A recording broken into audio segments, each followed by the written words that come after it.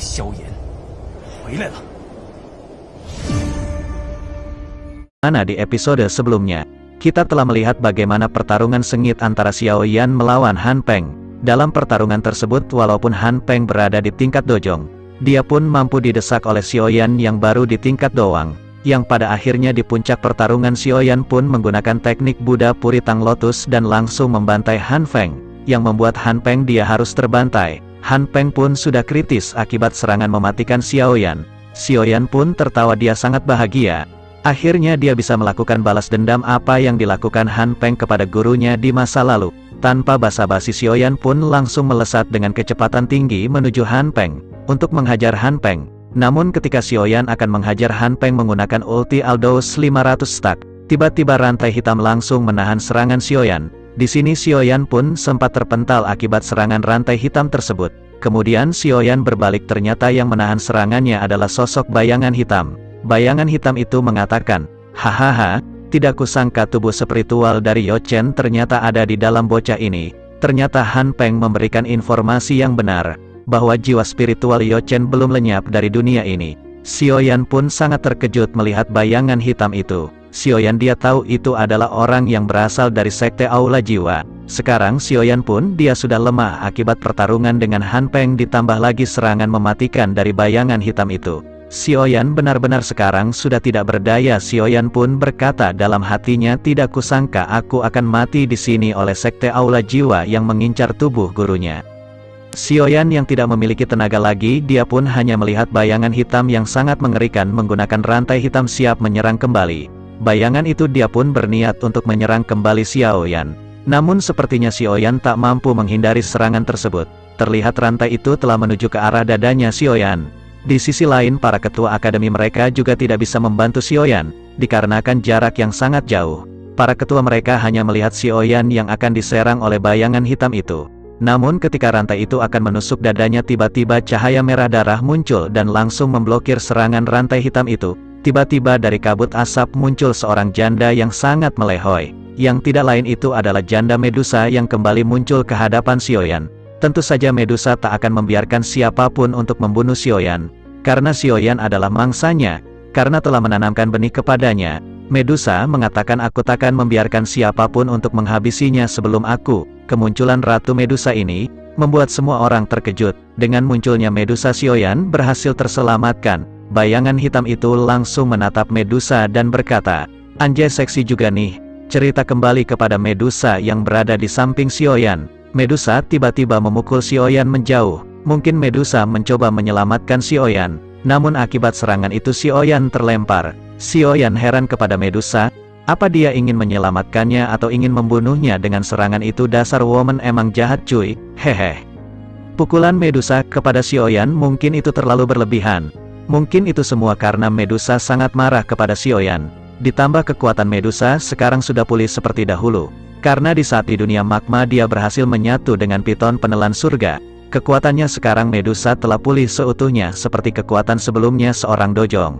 Cerita berpindah kepada Xiao Yan yang sedikit terluka, kemudian dia pun hanya menatap Han Peng dari jauh yang telah sekarat.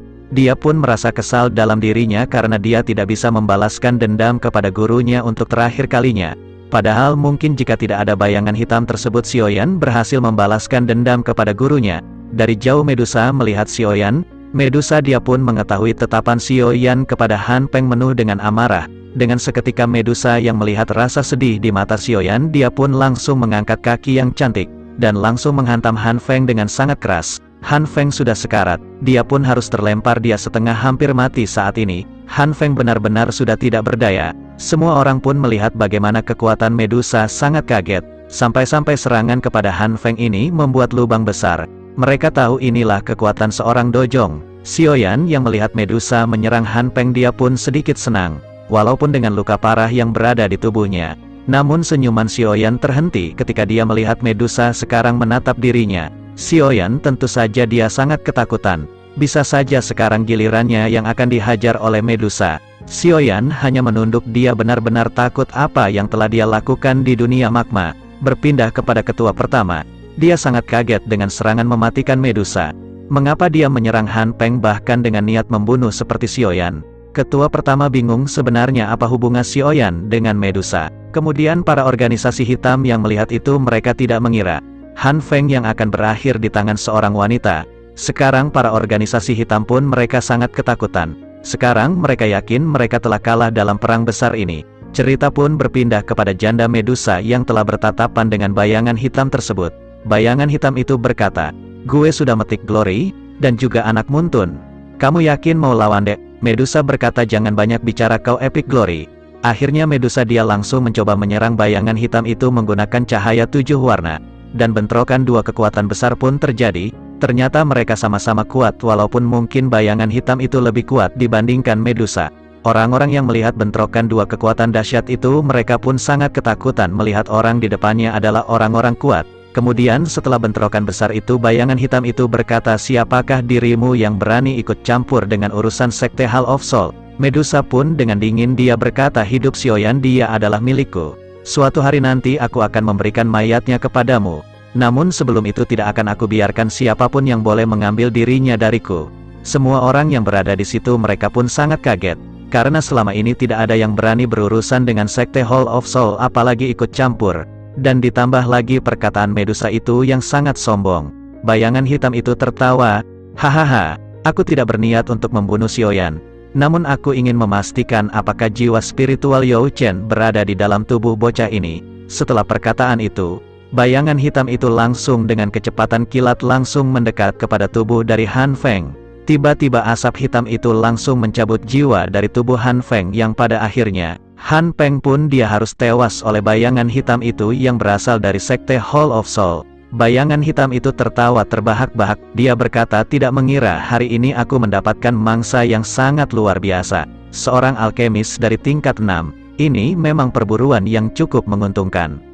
Setelah bayangan hitam itu mengambil jiwa dari Han Feng, bayangan hitam itu langsung terbang ke atas langit dan dia berkata kepada Xiaoyan, "Sekarang aku membiarkan kamu hidup dan membiarkan jiwa dari Yao Chen tetap berada di dalam tubuhmu. Namun sebentar lagi Hall of Soul akan datang untuk mengambilnya."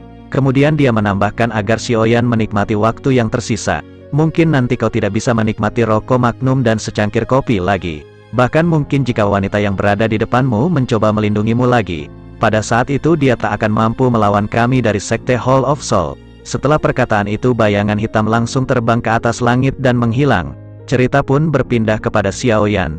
Dia mengerti mungkin pada akhirnya dia harus berhadapan dengan sekte Hall of Soul. Setelah kepergian bayangan hitam itu, Xiaoyan langsung menghampiri melihat mayat Han Feng. Tentu saja Xiaoyan berniat untuk mengambil api surgawi milik Han Feng. Namun ketika Xiaoyan mendekat kepada mayat Han Feng ternyata semua kekuatan dari Han Feng telah hilang. Begitu pula api surgawi telah diserap oleh bayangan itu. Sekarang rencana Xiaoyan telah gagal untuk mengambil api surgawi milik Han Feng. Namun Xiaoyan melihat cincin penyimpanan dari Han Feng masih berada di lengannya. Xiaoyan tahu cincin penyimpanan di lengan Han Feng adalah cincin penyimpanan tingkat tinggi. Xiaoyan pun langsung mengambil cincin penyimpanan tingkat tinggi itu dari jari Han Feng. Xiaoyan langsung menghapus jejak spiritual Han Feng dari cincin itu. Kemudian Xiaoyan pun langsung melihat isi dari cincin penyimpanan yang dimiliki Han Feng. Seketika Xiaoyan sangat senang, karena cincin penyimpanan Han Feng yang memiliki barang-barang yang sangat berharga. Walaupun Xiaoyan yang tidak mendapatkan api surgawi milik Han Feng, setidaknya dia memiliki barang berharga dalam cincin penyimpanan milik Han Feng. Beralih ke Medusa, dia pun masih sangat marah kepada Xiaoyan apa yang telah dia lakukan kepada dirinya. Sekarang Medusa melihat Xiaoyan sangat senang sambil tertawa ketika memegang cincin Han Feng. Dengan kecepatan kilat Medusa pun langsung menghampiri Xiaoyan dengan niat membunuh lagi. Namun niat membunuhnya sedikit ditekan oleh piton surga yang ada di tubuhnya. Walaupun sekarang Medusa telah mengambil alih kontrol sepenuhnya dari tubuhnya, tapi tetap saja piton penelan surga masih memiliki perasaan yang sulit ditahan kepada Xiaoyan. Karena itu semua mungkin piton penelan surga yang telah lama bersama Xiaoyan selama 2 tahun. Tentu perasaannya telah melekat kepada Xiaoyan, yang membuat Medusa pun tidak bisa jauh-jauh dari keberadaan Xiaoyan. Awalnya Medusa setelah keluar dari dunia magma dia pun berniat menuju tempat asalnya yaitu negeri Konoha. Namun keinginan itu harus terhalang karena keinginan piton penelan surga selalu ingin berdekatan dengan Xiaoyan. Cerita berpindah kepada Xiaoyan. Xiaoyan pun melihat Medusa menetap dingin kepadanya. Xiaoyan pun hanya tersenyum kepada Medusa. Xiaoyan berkata terima kasih atas bantuannya telah menyelamatkannya hari ini. Pasti aku akan mengingat apa yang telah dilakukanmu Medusa, dan aku janji akan membalasnya di masa depan. Namun Medusa dia semakin marah kepada Xiaoyan. Dia masih tidak terima dirinya telah dinodai oleh Xiaoyan. Dia pun langsung mengeluarkan hawa membunuhnya berniat untuk menghabisi Xiaoyan untuk sekian kalinya. Namun ketika Medusa akan menghabisi Xiaoyan untung saja, ketua pertama muncul di hadapan Ratu Medusa menghalangi Ratu Medusa lagi. Ketua pertama berkata, aku tidak bisa membiarkan kamu untuk menyakiti salah satu bagian dari akademi. Xiaoyan dia sangat beruntung ketua pertama datang tepat waktu. Xiaoyan berkata, ketua hati-hati jika berhadapan dengan wanita garang ini. Xiaoyan dia pun langsung mundur ke belakang. Medusa dia sangat marah dan dia mengatakan, Xiaoyan kamu harus membayar apa yang kamu lakukan kepadaku dengan nyawamu. Kali ini mungkin aku akan mengampunimu, namun lain kali pasti aku akan menghabisimu sebagai ganti kamu telah membuat aku jadi janda. Akhirnya setelah itu Medusa dia menghilang kembali. Dia pergi, Xiaoyan dia merasa tenang setelah Medusa telah pergi. Xiaoyan berpikir bahwa dia harus dengan cepat mungkin menemui Medusa, dan membicarakan masalah ini baik-baik. Jika tidak mungkin Medusa benar-benar akan membunuhnya di masa depan. Kemudian ketua pertama pun menghampiri Xiaoyan dan bertanya, Xiaoyan sebenarnya apa yang terjadi denganmu dengan Ratu Medusa? Dia menyadari perkataan terakhir Ratu Medusa kepada Xiaoyan. Xiaoyan yang merasa ketua pertama telah mengetahuinya, dia pun sebenarnya akan mengatakan semuanya kepada ketua pertama, tentang bahwa dia telah membuatnya Medusa menjadi janda. Namun ketika Xiaoyan akan mengatakannya ketua pertama pun, Xiaoyan sepertinya kamu tak usah membicarakan masalah pribadimu, tapi aku harap kamu menyelesaikannya dengan dia secara baik-baik. Xiaoyan kamu harus tetap berhati-hati dengan wanita itu. Jika dengan kekuatanku saat ini sepertinya aku tak mungkin mengalahkan wanita bohai itu. Xiaoyan pun hanya tersenyum kepada ketua pertama mengetahui permasalahannya yang telah dia hadapi. Kemudian ketua pertama pun melihat bahwa Xiaoyan telah mengambil cincin penyimpanan dari Han Peng. Ketua pertama pun berkata, Xiaoyan kamu sangat beruntung mendapatkan cincin penyimpanan tingkat tinggi. Karena biasanya mendapatkan cincin penyimpanan tingkat tinggi sangatlah sulit. Xiaoyan dia hanya tersenyum dan berkata kepada ketua pertama bahwa ini semua adalah hadiah atas kemenangan atas perang besar ini. Sekarang ketua pertama pun terbang ke atas langit, dan berkata bahwa Han Feng telah mati dan organisasi hitam bertahap akan hancur, dan balas dendam di hatinya telah terbalaskan sekarang. Xiaoyan pun dia sangat senang dengan perang besar ini telah berakhir. Namun Xiaoyan pun sangat menyayangkan bahwa api surgawi yang berniat dia ambil dari Han Feng telah dibawa kabur oleh Sekte Hall of Soul. Ketua pertama pun mengatakan, Xiaoyan sekarang kamu harus memikirkan tentang Sekte Hall of Soul. Bagaimanapun sekarang Sekte Hall of Soul telah mengincar dirimu. Tentu saja Sekte Hall of Soul sekte yang sangat mengerikan, tidak bisa dilawan dengan sekte biasa saja. Bahkan aku pun merasa takut jika aku harus berhadapan dengan Sekte Hall of Soul tersebut. Namun Xiaoyan berkata, ketua pertama, walaupun Sekte Hall of Soul tidak mencariku, pasti di masa depan aku akan mencari Sekte Hall of Soul tersebut. Ketua pertama pun yang mendengar itu sangat terkejut. Namun ketua pertama tidak menanyakan lebih tentang permasalahan Xiaoyan yang sangat rumit. Ketua pertama pun menjelaskan, Xiaoyan untuk sekarang, kamu harus memulihkan diri atas pertarunganmu melawan Han Peng. Aku tahu kamu terluka parah atas pertarungan tersebut. Sekarang kamu harus memulihkan dengan cepat sebelum Sekte Hall of Soul akan datang lagi kepadamu. Setelah perkataan itu ketua pertama pun pergi langsung menemui ketua lain dan para murid yang telah berperang. Cerita pun berpindah kepada Xiaoyan. Dia pun merasa senang akhirnya dia lolos dari Sekte Hall of Soul, dia masih bisa hidup untuk hari ini. Akhirnya perang besar pun telah berakhir setelah kekalahan dari Han Peng. Telah banyak dari organisasi hitam telah melarikan diri dari kota Konoha ini. Sebelum kematian Han Peng, para organisasi hitam ini mereka masih mampu berani melawan. Namun setelah kekalahan Han Feng, mereka tahu mereka tak akan mungkin menang melawan para murid akademi, dan juga para ketua. Ditambah lagi ada sang matik Glory Xiaoyan, yang pada akhirnya mereka pun memutuskan kabur.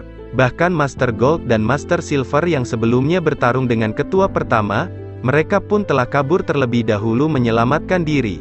Karena mereka juga tahu mereka takkan mungkin menang dalam perang besar.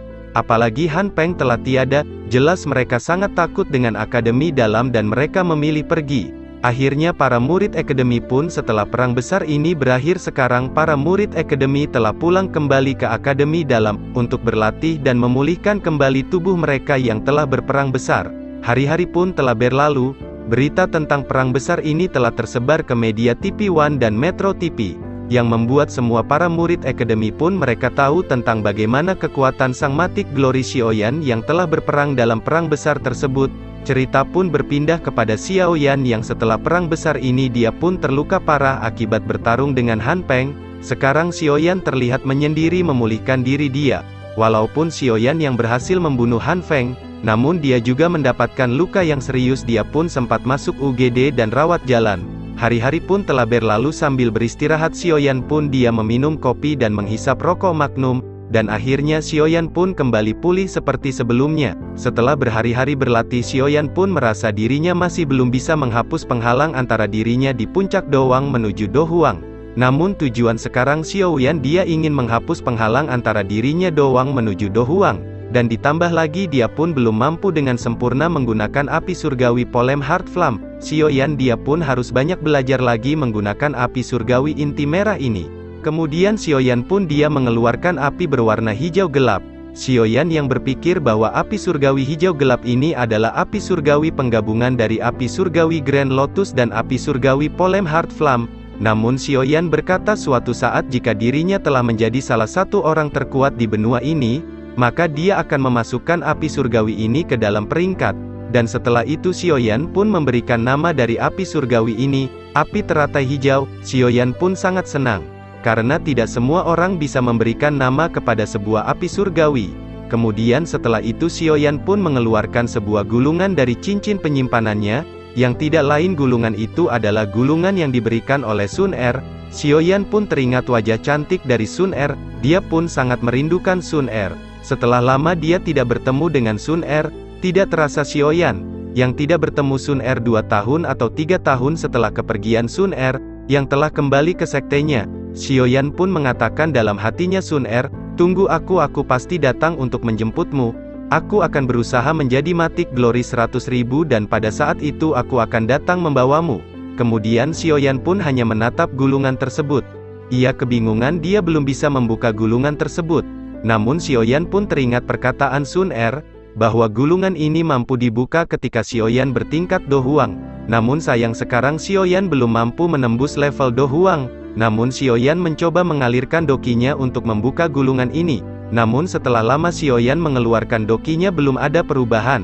Xiaoyan pun terus mengeluarkan dokinya secara bertahap, yang pada akhirnya gulungan itu ada sebuah retakan. Xiaoyan pun semakin yakin dia mampu membukanya sekarang. Xiaoyan pun terus mengalirkan dokinya secara bertahap dan semakin banyak, dan tiba-tiba cahaya emas pun muncul dari gulungan tersebut. Xiaoyan dia menutup mata, hingga cahaya emas itu semakin bersinar. Setelah itu Xiaoyan pun langsung membuka mata dan tiba-tiba banyak tulisan emas di sekitar Xiaoyan. Xiaoyan pun langsung menatap tulisan emas itu. Namun ketika Xiaoyan menatap tulisan emas itu, Xiaoyan pun merasa pusing dengan tulisan emas itu. Dan tiba-tiba tulisan emas itu langsung masuk ke dalam tubuh Xiaoyan. Namun ketika tulisan emas itu masuk ke dalam tubuh Xiaoyan, dia merasakan sakit yang sangat luar biasa. Namun rasa sakit itu perlahan menghilang. Xiaoyan langsung berbaring setelah merasa sakit yang masuk ke dalam tubuhnya. Kemudian Xiaoyan pun memfokuskan dirinya untuk melihat cahaya emas yang masuk ke dalam tubuhnya. Sampai akhirnya Xiaoyan pun melihat cahaya emas yang masuk ke dalam tubuhnya. Dan Xiaoyan pun sangat terkejut ternyata itu adalah teknik segel dewa, merupakan tingkat di kelas tinggi. Legenda mengatakan bahwa teknik ini dibuat oleh seorang yang telah berkekuatan Dodi di masa lalu. Dan ada 5 jenis segel, diantaranya, segel gunung terbuka, segel membalik laut, segel membalik tanah, dan segel pengukur langit, dan segel dewa kuno. Segel itu terkait satu sama lain. Dan jika seseorang telah menguasai 5 segel tersebut, maka seseorang bisa saja membalikkan lautan dan membolak-balikan langit, dan menelan bumi. Itu sebanding dengan teknik Do kelas Tian, atau teknik surga di puncaknya. Diperlukan tingkat Dohuang untuk mempelajari teknik tersebut. Jika tidak mungkin akan gagal dalam keadaan buruk. Xiaoyan tahu teknik ini adalah teknik yang sangat berharga, dan butuh kekuatan yang besar untuk mempelajarinya. Pantas saja Sun Er waktu dulu dia sangat serius meminta membuka gulungan ini ketika bertingkat Dohuang. Di sini sekarang Xiaoyan pun teringat Sun Er, memikirkan bagaimanakah kebaikan Sun Er yang telah dia berikan. Bahkan Sun Er memberikan teknik tinggi kepada dirinya. Xiaoyan benar-benar merindukan Sun Er. Xiaoyan berjanji suatu saat pasti dia akan datang untuk membawa Sun Er. Di tengah lamunannya Xiaoyan pun bingung bagaimanakah cara untuk mempelajari teknik ini. Karena tidak tertulis juga, Xiaoyan bingung bagaimanakah untuk mempelajarinya. Namun tiba-tiba cahaya emas muncul di kepala Xiaoyan. Tiba-tiba ada tulisan emas yang berada di kepala Xiaoyan. Xiaoyan pun melihat ternyata itu adalah cara-cara untuk mempelajari teknik ini. Namun sekarang Xiaoyan baru melihat dua teknik saja, teknik membalikkan gunung dan juga teknik membalikkan laut. Namun tiga lainnya tidak ada di dalam tulisan tersebut. Xiaoyan pun mengetahui teknik yang diberikan oleh Sun Er tidaklah lengkap. Namun ketika Xiaoyan sedang melihat tulisan tersebut, tiba-tiba suara lembut pun muncul di kepala Xiaoyan. Suara itu mengatakan selamat kakak telah menembus level doang, dan kakak telah berhasil membuka gulungan ini. Yang ternyata itu adalah suara Sun Er. Dia mengatakan bahwa dia masih belum mendapatkan tiga teknik yang lainnya. Sun Er pun mengatakan teknik membalikkan gunung, kakak bisa pelajari di tingkat doang, namun teknik untuk mengembalikan lautan kakak harus menembus level dohuang terlebih dahulu. Sun Er pun mengatakan kakak menggunakan teknik ini jika kakak memang terdesak tidak mampu melawan musuh lagi. Itu semua karena teknik ini adalah teknik yang diwariskan dari Sekte Sun Er. Tentu saja jika Sekte Sun Er mengetahui teknik ini telah diberikan seseorang, pasti Sekte Sun Er langsung mengirimkan orang untuk mengambilnya dan akan mencari Xiaoyan sampai mendapatkan teknik itu kembali. Kemudian setelah mengatakan itu Sun Er pun mengatakan bahwa dia sangat merindukan Xiaoyan. Tidak lama setelah itu suara lembut pun menghilang. Akhirnya Sun Er pun kembali menghilang. Hari-hari telah berlalu setelah membalaskan dendam kepada Han Feng. Xiaoyan akan pergi ke Jiama. Setelah kepergian Sun Er, tiba-tiba seseorang masuk ke dalam kamar. Yang tidak lain itu adalah Xiaoyu. Dia pun menghampiri Xiaoyan setelah lama 2 tahun lamanya mereka tidak bertemu. Ketika Xiaoyan telah dimakan piton api, Xiaoyu pun sangat merindukan Xiaoyan sekarang. Xiaoyu bertanya Xiaoyan, apakah kamu baik-baik saja? Setelah pertarunganmu melawan Han Feng, Xiaoyan pun mengatakan bahwa dirinya baik-baik saja walaupun aku menerima luka cukup parah akibat pertarunganku melawan Han Feng. Xiaoyan dia bertanya bagaimanakah keadaan Xiaoyu ketika dirinya menghilang dia 2 tahun lalu. Xiaoyu berkata aku sekarang baik-baik saja, bahkan Xiaomai dan Xiaoning sekarang telah masuk ke akademi ini dengan perlindungan dari gerbang Pan. Xiaoyu dia marah kepada Xiaoyan, karena selama ini Xiaoyan yang selalu mendapatkan masalah besar dan membahayakan hidupnya. Xiaoyan, apakah kamu tahu bagaimana perasaan aku dan klan Xiao ketika mendengar informasi bahwa kamu telah dimakan oleh piton api? Kami semua merasa pasrah atas kehidupan ini karena kamu satu-satunya harapan kami untuk membalaskan dendam kepada Sekte Mystic Cloud. Xiaoyan dia meminta maaf atas hilangnya dia selama 2 tahun ini. Xiaoyan berkata aku harus dengan cepat menjadi kuat walaupun itu resikonya nyawaku menjadi taruhan. Jika dia tidak mengambil resiko tersebut ia tidak mungkin memiliki kekuatan untuk melakukan balas dendam di masa depan. Xiaoyan merasa bersalah akibat dirinya klan Xiao hancur, dan dia tidak bisa menjaga keluarga sendiri. Xiaoyu menyadari bahwa itu bukanlah kesalahan Xiaoyan, namun itu semua adalah kesalahan dari Sekte Mystic Cloud yang mencoba menghancurkan klan Xiao. Kemudian setelah lama berbicara serius akhirnya Xiaoyan pun mengalihkan topik. Xiaoyan mengatakan kepada Xiaoyu, apakah dalam 2 tahun ini adakah laki-laki yang telah mendapatkan hatimu? Xiaoyu sedikit marah dan berkata, laki-laki tidak akan mudah untuk mendapatkan hatiku. Kemudian setelah itu, Xiaoyan berkata mungkin dalam waktu dekat aku akan pergi dari akademi ini. Xiaoyu bertanya kemana Xiaoyan akan pergi. Tentu saja aku akan pergi ke Jiama, untuk menuntaskan masalah apa yang terjadi kepada klan Xiao. Xiaoyu bertanya apa kamu akan pergi ke Sekte Mystic Cloud? Jika seperti itu aku akan ikut bersama kamu. Aku ingin tahu seberapa banyak dari klan Xiao masih hidup. Xiaoyan tersenyum, aku ke sana bukan untuk beli batagor. Aku ke sana akan berperang, menaruhkan segala yang ada dalam hidupku. Akan lebih baik Xiaoyu dan para klan Xiao yang masih selamat tetap berada di sini, karena tempat ini paling aman untuk kalian. Xiaoyu dia bersedih karena dia tidak bisa membantu Xiaoyan dalam perang besar ini untuk membalaskan dendam kepada Sekte Mystic Cloud. Xiaoyan tahu jika dia ikut mungkin dia malah menjadi beban dalam perang besar ini. Xiaoyan berkata Xiaoyu, jika perang besar ini telah berakhir, dan kita berhasil mengalahkan Sekte Mystic Cloud, kita semua pasti akan kembali ke Jiama dan kita akan hidup damai kembali. Namun sebelum itu, Kamu dan yang lain lebih baik di akademi. Xiaoyu berkata, baiklah, Xiaoyan, tadi aku bertemu Xiaoli, dia berpesan ingin bertemu dengan kamu. Singkat cerita, Xiaoyan dia pergi menemui Xiaoli. Xiaoyan berkata, Xiaoli, apa ada masalah besar? Xiaoli menjawab, tidak. Xiaoyan, aku mendapatkan informasi bahwa setelah kekalahan Han Feng, sekarang Black Corner kacau, mereka saling ingin menguasai tempat itu. Xiaoyan, aku memiliki ide. Jika akan berperang dengan sekte Mystic Cloud, kita butuh banyak pasukan, bukan? Bagaimana kalau kita membuat praktisi dari orang-orang organisasi hitam? Bukan itu nanti akan membantu jika kita berperang? Xiaoyan menjawab, walaupun seperti orang dari Black Corner sangat ganas dan sulit diatur, namun Xiaoli berkata, mereka akan mudah tunduk jika mereka telah dikalahkan dan mereka akan setia. Xiaoyan, apa kamu setuju dengan ide yang aku katakan barusan? Xiaoyan berkata, itu adalah ide yang bagus. Jika mereka berani mengkhianati, maka kematian akan menjadi milik mereka.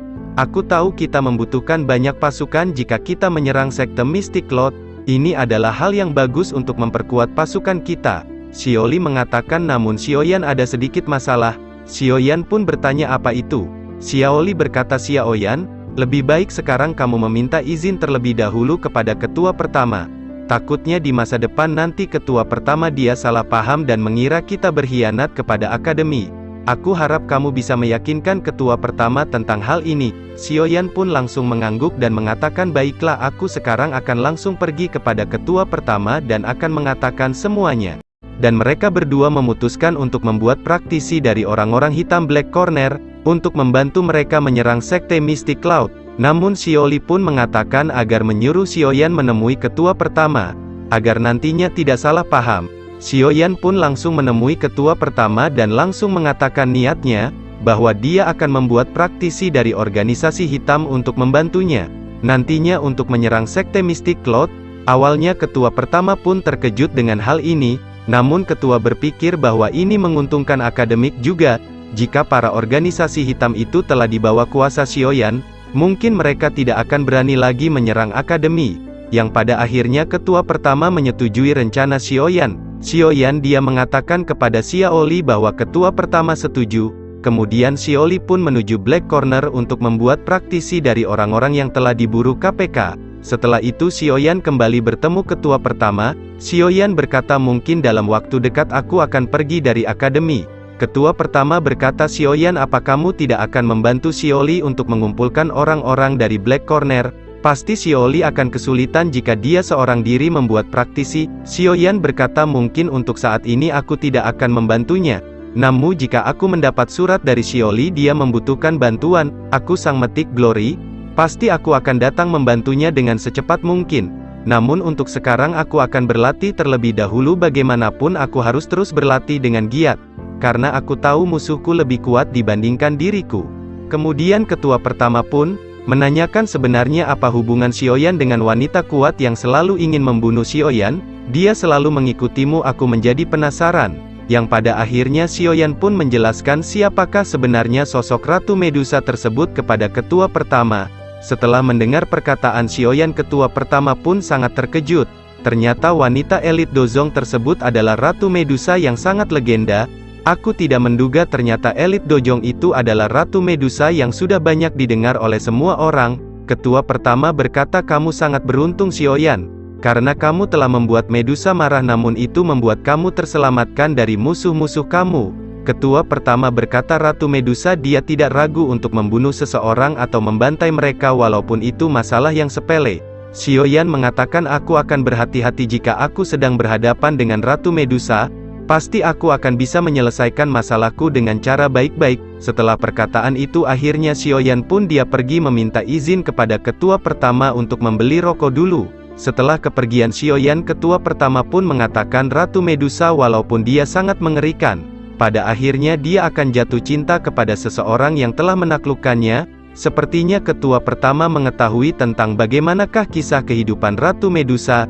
Cerita berpindah lagi kepada Xiaoyan yang sekarang setelah berbicara dengan ketua pertama, dia langsung berniat untuk berlatih gulungan yang telah diberikan oleh Sun Er. Xiaoyan dia telah menuju ke dalam hutan untuk mencari tempat yang bagus untuk berlatih teknik ini. Walaupun dia juga belum yakin apakah dia sekarang mampu mempelajari teknik ini atau tidak, karena dirinya masih berada di puncak doang. Namun Xiaoyan berpikir setidaknya lebih baik dia mencoba daripada tidak. Akhirnya setelah mencari cukup lama Xiaoyan menemukan tempat yang bagus. Namun ketika Xiaoyan akan berlatih tiba-tiba Xiaoyan merasakan ada yang mengikutinya dari tadi. Kemudian Xiaoyan pun berteriak, "Aku tahu kamu ada di sana. Sekarang keluarlah, jangan sembunyi." Tidak lama setelah itu sosok wanita bohai muncul langsung menghampiri Xiaoyan. Yang tidak lain itu adalah janda Medusa, yang kembali muncul di hadapan Xiaoyan. "Aduh, woman ini selalu ganggu mulu cuy." Janda bohai itu mengatakan, "Apakah kamu ingin mati Xiaoyan? Sekarang tidak ada lagi yang melindungimu." Xiaoyan yang melihat Ratu Medusa dia pun sangat terkejut, ia tidak menyangka Ratu Medusa muncul di hadapan Xiaoyan kembali. Ternyata selama ini Ratu Medusa selalu mengawasi Xiaoyan, kemanapun dia pergi. Bagaimanapun mungkin dia masih tidak terima atas penanaman benih. Xiaoyan berkata, "Aku tahu Ratu Medusa, kamu sekarang tidak akan mampu untuk membunuhku." Ratu Medusa dia sangat emosi mendengar perkataan dari Xiaoyan. Xiaoyan pun menjelaskan kepada Ratu Medusa, "Walaupun kamu mampu menggerakkan tubuhmu, namun aku tahu dalam jiwamu masih tertekan oleh piton penelan surga. Dengan begitu kamu tidak mampu menyakitiku bahkan untuk membunuhku." Kemudian Xiaoyan mengatakan, "Aku akan melakukan kesepakatan lagi denganmu. Aku bisa menghilangkan pengaruh piton penelan surga dalam jiwamu. Dengan begitu nantinya kamu akan terlepas dari pengaruh piton penelan surga." Ratu Medusa yang mendengar kesepakatan dari Xiaoyan dia pun bingung. Sebenarnya Ratu Medusa sudah tidak percaya dengan Xiaoyan kesepakatan sebelumnya saja. Xiaoyan malah ingkar dan malah menanam benih kepadanya. Bagaimana bisa Medusa mempercayai Xiaoyan lagi? Medusa pun mendekat dan mengatakan, "Mengapa aku harus percaya denganmu? Bukankah selama ini kamu selalu ingkar dengan janjimu?" Setelah itu Xiaoyan langsung mengeluarkan sebuah gulungan dari cincin penyimpanannya, dan kemudian membukanya. Medusa mendekat dan melihat gulungan tersebut. Xiaoyan mengatakan bahwa ini adalah pil tingkat 6 yaitu pil pemulihan jiwa. Bahan obat-obat dan bahan pil dalam gulungan ini sulit untuk didapatkan. Xiaoyan berkata, "Aku akan membantu kamu untuk membuat pil tingkat 6 ini, tentu saja jika kamu mau melakukan kesepakatan denganku." Medusa dengan dingin mengatakan, "Apakah yang diinginkan Xiaoyan? Apa yang kamu minta sebagai bahan pertukaran atas kesepakatan ini?" Xiaoyan pun sambil tersenyum bahwa dia mengatakan Medusa hanya tinggal diam selama 1 tahun bersamanya, dan tentu saja tidak boleh mengeluarkan hawa membunuh kepadanya. "Dan jika aku meminta bantuan kepadamu, kamu harus mau untuk membantuku. Dan setelah waktu 1 tahun kamu telah membantuku, aku pasti akan membantumu untuk membuatkan pil tersebut." Dan setelah kesepakatan ini berakhir Medusa boleh melakukan apapun kepada Xiaoyan. Sekarang Medusa pun sangat bingung dalam hatinya. Dia berkata mau atau tidak, karena Medusa dia takut Xiaoyan ingkar janji lagi. Kemudian Xiaoyan mengatakan jika Ratu Medusa memakan pil tersebut, maka dia tidak akan berpengaruh lagi oleh piton surga yang berada di dalam jiwanya. Medusa akan memiliki kontrol sepenuhnya atas hidupnya dan tidak diganggu lagi oleh siapapun, dan kebebasan hal tersebut memiliki harga yang sangat mahal. Xiaoyan terus membujuk Medusa agar menyetujui kesepakatan ini. Ratu Medusa pun sekarang dalam dilema. Dia haruskah melakukan kesepakatan lagi dengan Xiaoyan? Sejujurnya Ratu Medusa juga membutuhkan pil tersebut agar dia memiliki kontrol sepenuhnya atas dirinya sendiri. Setelah berpikir lama akhirnya Ratu Medusa pun menyetujui kesepakatan Xiaoyan walaupun dia mungkin nantinya bisa jadi ditanam benih lagi. Kemudian setelah itu dalam hati Medusa pun dia sebenarnya saat ini ingin menghancurkan tubuh Xiaoyan karena selama ini Xiaoyan yang selalu membuatnya kesal. Xiaoyan pun dia berkata kepada Medusa sambil dia tersenyum, "Mungkin dalam 1 tahun ke depan kita akan berteman." Namun Medusa berkata dengan dingin, "Dalam kesepakatan ini tidak ada kata teman. Yang ada di antara kita hanya sebatas bisnis jualan basreng." Xiaoyan pun sambil dia pun mengatakan, "Baiklah, ini hanyalah sebuah kesepakatan bisnis basreng." Setelah itu Xiaoyan pun mengatakan, "Akankah lebih baik aku memanggil dengan nama yang lain?" Hal itu Xiaoyan takutkan orang-orang lain mengetahui identitas sebenarnya dari janda Medusa. Medusa pun mengatakan dengan sinis, "Lebih baik kamu urus hidupmu, tak usah ngurus hidupku." Namun Xiaoyan mengatakan, "Bukankah akan lebih bagus aku memanggilmu Kailin?" Nama Kailin Xiaoyan ambil dari warna piton penelan surga yang sekarang telah menyatu dengan Ratu Medusa. Mendengar hal tersebut Medusa dia murka. Dia sangat marah dan langsung menatap tajam lagi Xiaoyan, namun Medusa yang melihat senyuman Xiaoyan dia pun merasa berdebar, yang membuat amarah mengerikan Ratu Medusa pun mulai menghilang. Medusa pun mengatakan bahwa nama Ratu Medusa adalah namaku yang selama ini aku pakai dan itu juga sebagai statusku saat ini. Setelah mengatakan itu Medusa dia menjauh. Dengan itu Xiaoyan tidak usah merubah nama yang sudah ada. Xiaoyan mengatakan Ratu Medusa kamu sekarang telah mendapatkan tubuh baru, seharusnya kamu mendapatkan nama baru sebagai manusia, terlebih dengan memanggil kamu dengan Ratu Medusa itu sangat merepotkan bagiku. Mulai saat ini aku akan tetap memanggilmu sebagai Kailin. Setelah mendengar perkataan itu Medusa pun masa bodoh dan pada akhirnya Ratu Medusa pun menghilang dari pandangan Xiaoyan. Pada akhirnya untuk sekali lagi Ratu Medusa dan Xiaoyan pun membuat kesepakatan berjualan basreng. Akhirnya setelah kepergian Ratu Medusa Xiaoyan pun dia akan dengan tenang berlatih teknik yang telah diberikan oleh Sun Er. Dengan seketika Xiaoyan pun langsung membuka gulungan yang telah diberikan Sun Er dan cahaya emas pun kembali muncul. Sekarang Xiaoyan akan belajar teknik membalik gunung. Karena teknik ini Xiaoyan bisa latih di saat dia masih di tingkat puncak doang. Xiaoyan dengan cepat membaca informasi yang dia lihat. Dan setelah itu Xiaoyan pun langsung membuka matanya kembali. Xiaoyan menyadari teknik ini pantas saja disebut teknik tingkat D. Karena Xiaoyan harus membuka 3 aliran jalur Qi. Jika ingin mempelajari teknik ini, Xiaoyan tahu teknik ini lebih sulit dari teknik api membelah tsunami. Xiaoyan pun merasa kesulitan mempelajari teknik ini, namun tentu saja Xiaoyan tidak mungkin menyerah untuk mempelajarinya. Xiaoyan mulai mempelajarinya dengan sangat fokus. Xiaoyan pun berusaha membuka jalur Qi, walaupun jika membuka jalur Qi itu sangatlah menyakitkan. Namun rasa sakit itu hanya sementara.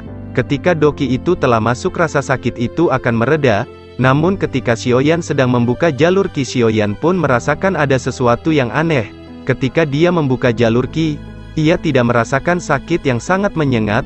Kemudian Xiaoyan pun menyadari mungkin karena tubuhnya selama ini selalu disempurnakan, ditambah lagi Xiaoyan yang suka memakan pil, tentu saja tubuh Xiaoyan berbeda dengan tubuh orang lain, dengan begitu tubuh Xiaoyan lebih kuat beda dengan orang lain, membuat Xiaoyan tidak merasakan sakit yang berlebihan. Singkat cerita Xiaoyan pun mulai membuka jalur Qi di dalam tubuhnya.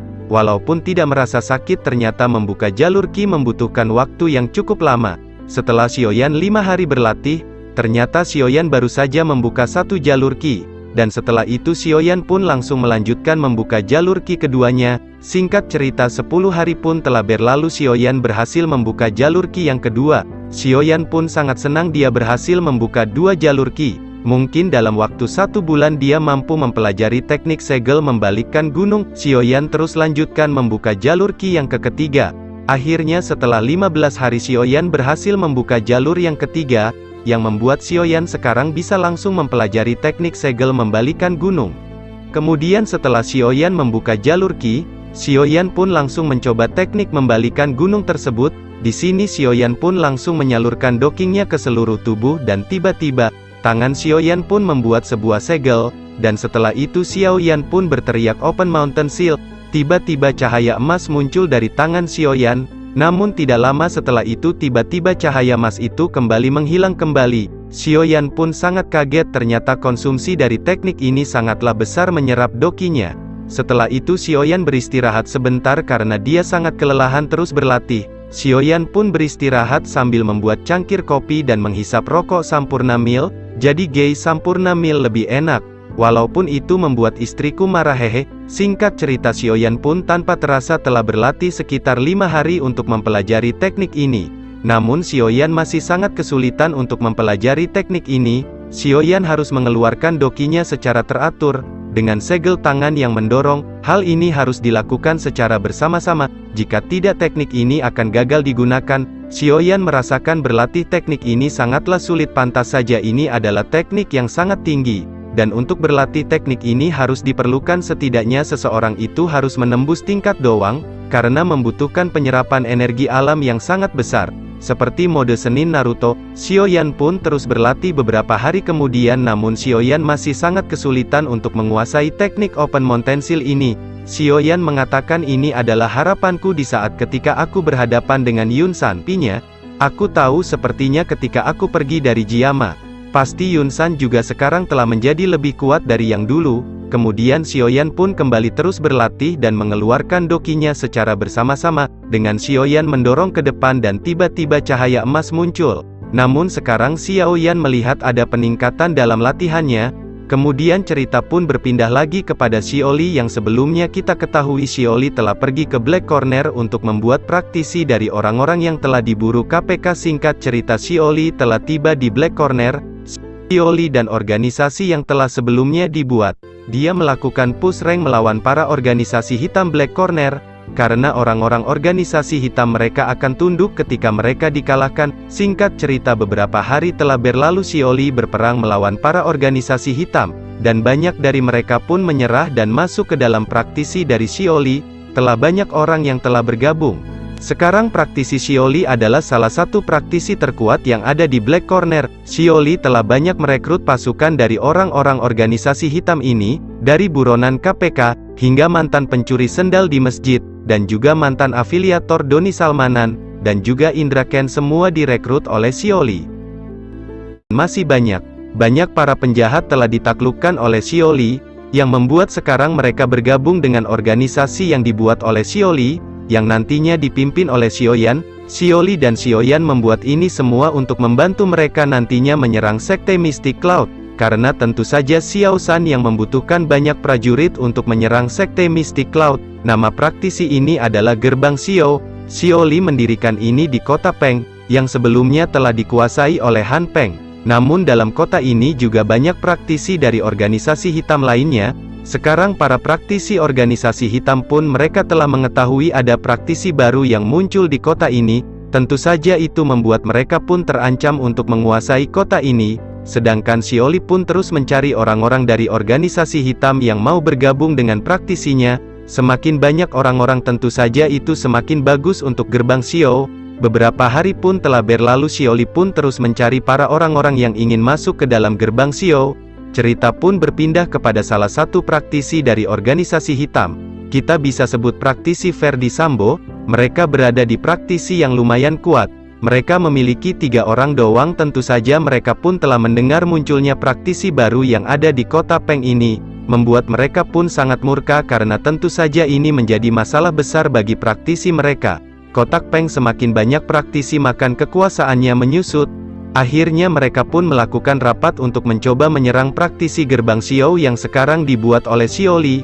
Mereka tidak terima ada praktisi baru yang lebih kuat dibandingkan mereka dan memiliki banyak pasukan. Jika itu dibiarkan tentu saja mereka tahu pasti praktisi mereka pada akhirnya akan ditindas. Dikatakan kota Feng adalah kota paling atas yang ada di Black Corner. Banyak lelang terjadi di kota ini, seperti lelang batu akik, lelang mantan hehe, dan masih banyak lelang barang-barang berharga yang ada di kota Feng ini. Tentu saja kota Feng direbutkan oleh praktisi-praktisi di Black Corner, dan salah satu praktisi dia sudah mulai geram dengan praktisi yang dibuat oleh Xiaoli ini. Praktisi Ferdi Sambo ini dia langsung segera membuat rapat dengan pasukan bahwa mereka akan mencoba menghancurkan praktisi dari Xiaoli. Singkat cerita, mereka telah bersiap untuk menyerang. Praktisi Ferdi Sambo ini membawa 100 pasukan dan dalam pasukan tersebut ada 3 tingkat doang bintang 4. Mereka dengan serentak langsung mengacau di Gerbang Xiao. Pertempuran tidak terhindarkan di antara praktisi Xiaoli dan praktisi Ferdi Sambo. Akhirnya peperangan dimulai. Namun ternyata praktisi yang dipimpin oleh Xiaoli dengan mudah mengalahkan mereka. 100 orang pasukan yang sebelumnya datang mereka semua dibantai oleh Xiaoli, yang membuat praktisi Xiaoli di Black Corner memiliki reputasi yang besar. Berita langsung masuk TV One dan Metro TV, bahwa praktisi Xiaoli telah membantai salah satu praktisi menengah yang ada di kota Feng ini. Tentu membuat orang yang ada di kota Feng ini sangat segan kepada praktisi Gerbang Xiao. Namun kabar ini semakin meluas membuat 3 praktisi kuat yang setara praktisi Han Feng mereka semakin murka. Jadi masih ada praktisi kuat lainnya yang mungkin setara dengan praktisi Han Feng sebelum. Tentu saja mereka sangat murka mendengar ada praktisi baru yang menata kekuatan di Black Corner ini. Akhirnya 3 praktisi yang selama ini selalu menguasai Black Corner, mereka pun akhirnya menggabungkan kekuatan untuk mengusir praktisi Gerbang Xiao. Singkat cerita, mereka pun melakukan rapat. Mereka berniat untuk menyerang dengan secepat mungkin Gerbang Xiao, agar pergi dari Black Corner ini. Tentu saja jika dibiarkan ini merugikan mereka sebagai praktisi yang sudah ada sejak lama. Dan akhirnya mereka pun memutuskan untuk bekerja sama dan untuk mengusir praktisi Gerbang Xiao dari Black Corner ini. Singkat cerita mereka pun langsung akan mencoba mengacaukan praktisi gerbang Xiao dan bersiap untuk menyerang gerbang Xiao. Cerita pun berpindah kepada Xiaoli, yang mendengar bahwa ada 3 praktisi kuat yang tidak suka dengan praktisinya, dan Xiaoli juga mendapatkan informasi bahwa dalam praktisi tersebut ada 3 Do Huang. Tentu saja ini sangat sulit untuk dihadapi seorang diri bagi Xiaoli. Jika pertempuran terjadi maka tentu saja sudah dipastikan praktisi gerbang Xiao akan kalah. Karena menghadapi 3 orang Do Huang itu tidaklah mudah, Xiaoli langsung bergegas untuk mengirimkan surat bantuan. Menggunakan merpati dari belakang gunung, Xiaoli dia mengirimkan surat untuk Sang Metik Glory Xiaoyan. Karena masalah ini sangat besar dan tidak bisa untuk ditangani oleh dirinya sendiri, cerita berpindah kepada Xiaoyan, yang sudah kita ketahui sebelumnya Xiaoyan, yang sedang berlatih teknik membalikkan gunung yang telah diberikan oleh Sun Er. Hari-hari pun telah berlalu, Xiaoyan pun terus menyempurnakan teknik membalikkan gunung, yang pada akhirnya setelah sekian lama berlatih Xiaoyan pun berhasil menguasai teknik mengembalikan gunung tahap awal. Tentu ini adalah hal yang sangat luar biasa. Jika Xiaoyan yang seiring waktu menggunakan teknik ini dalam pertempuran, maka teknik ini akan sepenuhnya dikuasai oleh Xiaoyan. Tidak lama setelah itu ketika Xiaoyan berlatih teknik pembalikan gunung, benar saja merpati yang dikirim Xiaoli pun tiba menghampiri Xiaoyan. Xiaoyan mengetahui bahwa Xiaoli sekarang dalam kesulitan. Tentu saja Xiaoyan akan segera bergegas menuju Black Corner untuk membantu Xiaoli menyelesaikan semua masalah yang ada di sana. Namun sebelum Xiaoyan pergi, tiba-tiba Xiaoyan pun memanggil seseorang yang ternyata Xiaoyan memanggil Kailin, yang tidak lain itu adalah nama baru yang telah diberikan oleh Xiaoyan kepada Medusa. Namun ketika Xiaoyan memanggil Kailin, Medusa tidak muncul. Namun tidak lama setelah itu Xiaoyan langsung memanggil nama Ratu Medusa, dan benar saja tidak lama setelah itu Ratu Medusa pun muncul di hadapan Xiaoyan. Xiaoyan pun mengatakan kepada Ratu Medusa bahwa dia memiliki masalah di Black Corner dan aku berniat mengajak kamu untuk menuju Black Corner. Medusa pun mengatakan dengan sinis, Xiaoyan, lebih baik kita melupakan perjanjian antara kita. Aku tidak akan menemanimu selama 1 tahun ini. Xiaoyan sambil tersenyum mengatakan, Medusa, jika kamu tidak menemaniku dan andai saja aku mati maka kamu tidak akan mendapatkan pil tersebut, untuk menghilangkan pengontrol dari piton penelan surga. Setelah mengatakan itu Xiaoyan pun dia langsung mengeluarkan sayap dokinya, dan langsung menuju Black Corner. Karena dia tidak memiliki banyak waktu, dia takut masalah semakin besar, Xiaoli tidak mampu menanganinya. Dia tidak peduli Medusa ikut atau tidak. Medusa yang melihat sikap Xiaoyan dia pun merasa kesal, dia bingung. Tentu saja dia pun membutuhkan pil tersebut yang pada akhirnya mau tidak mau Medusa pun dia mengikuti Xiaoyan dari belakang. Cerita pun berpindah kepada Xiaoli dan gerbang Xiao. Terlihat benar saja 3 praktis sebelumnya, yang mereka menggabungkan kekuatan untuk mengusir gerbang Xiao dari Black Corner ini. Mereka pun telah muncul dan mencoba untuk menyerang praktisi dari gerbang Xiao. Tentu saja mereka tidak terima dengan kemunculan praktisi baru yang ingin merebut kekuasaan mereka. 3 praktisi ini sangat terkenal di Black Corner ini, yang tidak lain mereka adalah praktisi Langit Gelap, praktisi Gerbang Luosa, dan praktisi Singa Liar. Mereka masing-masing dipimpin oleh seorang Do Huang, dan mereka termasuk 10 orang terkuat, layaknya praktisi Sekte Darah Fan Lao. Tentu mereka banyak disegani oleh praktisi lain di Black Corner. Tentu saja 3 praktisi ini tidak lebih lemah dari praktisi Sekte Darah Fan Lao. Bahkan 3 praktisi ini dia menolak tawaran dari Han Feng sebelumnya. Han Feng pun sempat mengajak 3 praktisi ini dulu untuk bergabung menyerang akademi. Namun 3 praktisi ini menolak. Han Feng pun sempat marah atas penolakan itu. Namun Han Feng pun tidak berdaya karena dia tahu, jika dia bertempur dengan 3 praktisi ini mungkin kedua belah pihak akan rugi, yang pada akhirnya Han Feng pun membiarkan mereka menolak. Dari sini kita mengetahui bahkan Han Feng Kaisar Obat Kuat pun dia tidak berani untuk melawan 3 praktisi ini. Singkat cerita 3 praktisi ini telah menuju gerbang Pan. Mereka langsung berhadapan dengan Xiaoli dengan para pasukannya. Kemudian salah satu praktisi yaitu praktisi Singa Liar langsung menghampiri Xiaoli. Dia mengatakan kepada Xiaoli, kamu adalah ketua gerbang Xiao bukan? Kamu putuskan sendiri apakah kamu ingin bertarung selama 1 jam atau kamu menyerah dan pergi dari Black Corner. Kemudian praktisi dari gerbang Luosa yang dipimpin oleh seorang wanita dia pun berkata, apa yang dikatakan oleh pemimpin praktisi Sing Liar itu benar? Kamu ingin berperang atau kamu menyerah dan pergi dari sini? dan begitu pula praktisi satunya lagi dia mengatakan hal sama. Mereka pun terlihat membawa pasukan sebanyak 100 orang untuk mengepung gerbang Xiao. Tentu saja ini akan terjadi pertempuran yang sangat besar jika Xiaoli menolak untuk menyerah. Di sisi lain Xiaoli pun dia sangat bingung karena mungkin dengan kekuatannya dan juga pasukannya yang sekarang dia tidak akan mungkin mengalahkan 3 praktisi kuat ini. Di sini Xiaoli pun memperhatikan bagaimanakah gerak-gerik pasukan musuh. Sebenarnya Xiaoli dia juga memiliki 100 pasukan di gerbang Xiao yang kuat. Namun jika berperang mungkin akan mengalami kerugian besar. Dan di sisi lain 3 praktisi ini tidak langsung menyerang gerbang Xiao. Karena mereka juga tahu praktisi gerbang Xiao memiliki banyak pasukan dipimpin oleh Xiaoli. Tentu saja mereka pun berpikir pasti itu juga sangat sulit mengalahkan mereka. Yang membuat mereka pun memilih untuk melalui pengacara terlebih dahulu untuk mencari jalan terbaik. Xiaoli pun mengatakan kepada 3 praktisi ini bahwa dirinya bukanlah pemimpin dari praktisi ini. Aku tidak bisa memutuskan masalah ini sekarang, kalian bisa menunggu ketua praktisi gerbang Xiao muncul.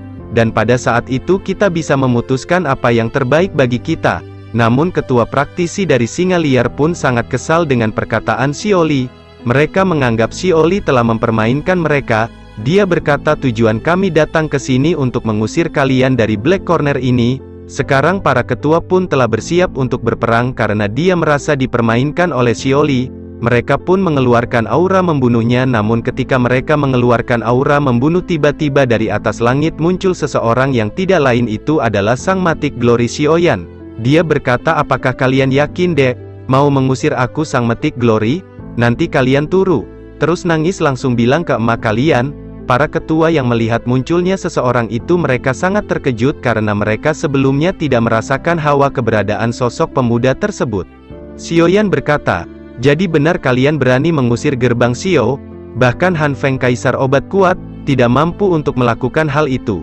Mata 3 ketua praktisi bertanya sejak kapan dia ada di sana. Di sisi lain Xiaoli dia merasa senang Xiaoyan telah muncul. Ketua Sekte Langit Gelap bertanya siapa sosok laki-laki tersebut. Dan begitu pula praktisi Singa Liar yang berkata, kamu tidak usah ikut campur urusan kami. Mendengar itu Xiaoli berkata, itu adalah pemimpin dari gerbang Pan, bagaimana mungkin dia tidak boleh ikut campur tentang masalah ini. Sekarang para ketua praktisi mengetahui, apa yang dikatakan oleh Xiaoli ternyata benar, dia bukan ketua praktisi gerbang Xiao. Kemudian ketua praktisi Singa Liar bertanya siapa sosok laki-laki tersebut.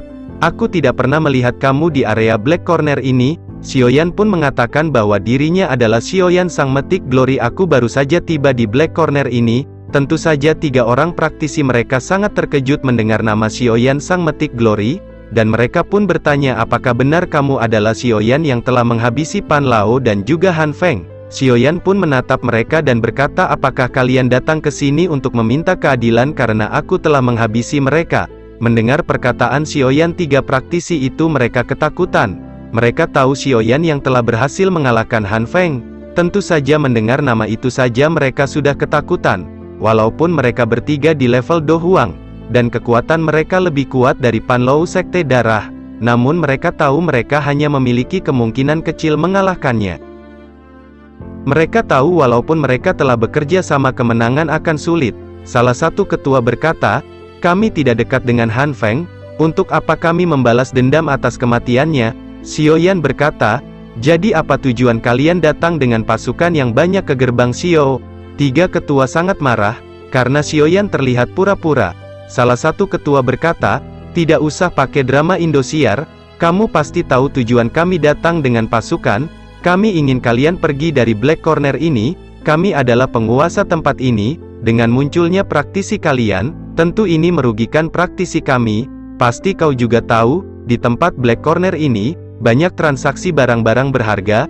Dengan menguasai tempat ini pasti memiliki keuntungan yang sangat banyak juga. Xiaoyan berkata lagi, apa kamu yakin dia mau ngusir Sang Matik Glory? Sekarang 3 ketua itu tahu, mereka tidak bisa mengusir Xiaoyan dengan kata-kata saja. Mereka bertiga telah siap berperang. Walaupun kemungkinan kecil untuk menang, namun hal resiko selalu mereka lakukan untuk mendapatkan sesuatu. Akhirnya mereka memutuskan untuk berperang dengan praktisi Xiaoyan. Xiaoli dan para pasukannya mereka telah bersiap untuk berperang juga. Mereka tahu, ini sulit dihindarkan. Namun ketika mereka akan berperang, Tiba-tiba cahaya merah darah muncul di tengah-tengah mereka, tentu saja membuat mereka sangat kaget, yang tidak lain itu janda Medusa. Semua orang kaget dengan kecepatan gerakan wanita itu. 3 ketua mereka tahu itu bukan kecepatan orang di tingkat Do Huang, namun mereka tahu sosok wanita itu memiliki kekuatan yang di tingkat Do Zong. Dengan seketika mereka bingung harus berbuat apa ketika mereka berhadapan dengan seseorang yang berada di tingkat Do Zong. Mereka tahu jika salah melangkah mereka tahu, mereka bakalan pindah alam hehe. Akhirnya dengan munculnya kekuatan Do Zong ini semua praktisi yang ingin melawan Xiaoyan kena mental.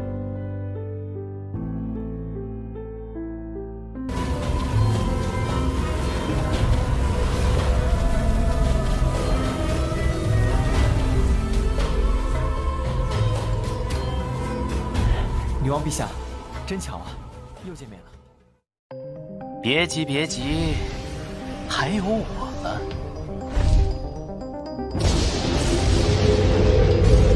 魂帝大肆屠戮生灵，强取能量，整个中州沦为一片废墟。力量。斗气大陆从此将是我魂族所有。如果你们降服于本帝，可以保全你的血脉。会来救我们吗？一定会。我已晋升斗帝，即便萧炎出关，照样只能臣服于本帝。笑话！当年我斗气全失，受辱退婚后，我要退婚。萧炎这个废物，活该被退婚。今日之耻，必将奉还。当年我硬闯魔兽山脉，九死一生，何曾放弃？